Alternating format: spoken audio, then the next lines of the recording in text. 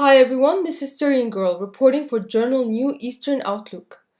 Everyone is up in arms about Putin's announcement that Russian forces will be withdrawn from Syria. But it should not come as a complete surprise, nor should it be cause for alarm.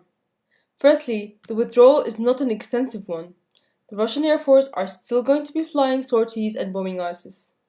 The Russian military are still going to maintain a presence in their base inside Syrian soil, as they have been doing for the last 30 years. The advanced anti-air defense systems, S-300s and S-400s, will remain in Syria, along with the T-90 tanks. Several attack helicopters and some jets will also remain. So in reality, they are only pulling out a specific few fighter jets and some infantry. The Syrian army are still fighting strong, pushing forward against ISIS in Palmyra, and as we speak, the Russian Air Force are still bombing ISIS in support of them. Besides, Russia's help has already changed the situation on the ground. The border town of Azaz was being used by Turkish President Erdogan as a supply route for Al-Qaeda and ISIS. This has now been cut off due to Russian airstrikes. This is something that the Syrian Air Force couldn't achieve on its own and the main reason why Syria asked Russia for assistance. Whenever Syrian jets would attempt to target this supply route, which lies near the Turkish border, Turkey's air defenses would harass Syrian jets, and in one case, they shot down a Syrian jet. The idea was that Erdogan wouldn't be crazy enough to shoot down a Russian jet. He proved to be just that crazy, but it was something he could only do once. And it did not prevent Russia from blocking the supply route to ISIS and Jabhat al-Nusra, aka Al-Qaeda. And now that it's blocked, it's only a matter of time for the Syrian military to take back Aleppo. But why announce the withdrawal now? Well, there are several theories floating around. The first theory is that the time of withdrawal has been planned all along. A member of Russian parliament, Alexei Pushkov, had stated in October that the projected time frame for the operation is 3 to 4 months.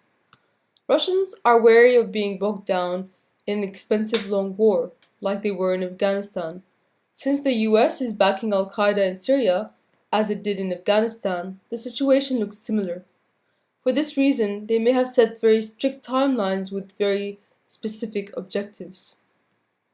The second theory is that the withdrawal is related to the shootdown of a Syrian MiG-21 fighter jet, which occurred on the 12th of this month. This is the first time a Syrian jet is shot down by insurgents rather than a state actor, and is a major development. The Russian Ministry of Defense said the MiG was shot down by manpads near the town of Kafr Nabuda. When Russia released its daily summary of breaches of the current ceasefire agreement, they reported about this. The CIA have been talking about supplying manpads to the insurgents since 2011. It's possible Russia felt its low-flying jets are under threat of being fired on by US Saudi-supplied manpads, hence pulled them out.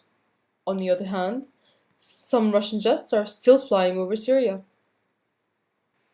The third theory cites political reasons. Putin said the Russian military had achieved their stated objectives in Syria of allowing the peace process to begin. Indeed, that was his stated objective. The withdrawal announcement is happening just in time for the Geneva talks. Is it perhaps a part of some kind of political maneuvering? Only time will really tell the reasons behind the statements about withdrawal.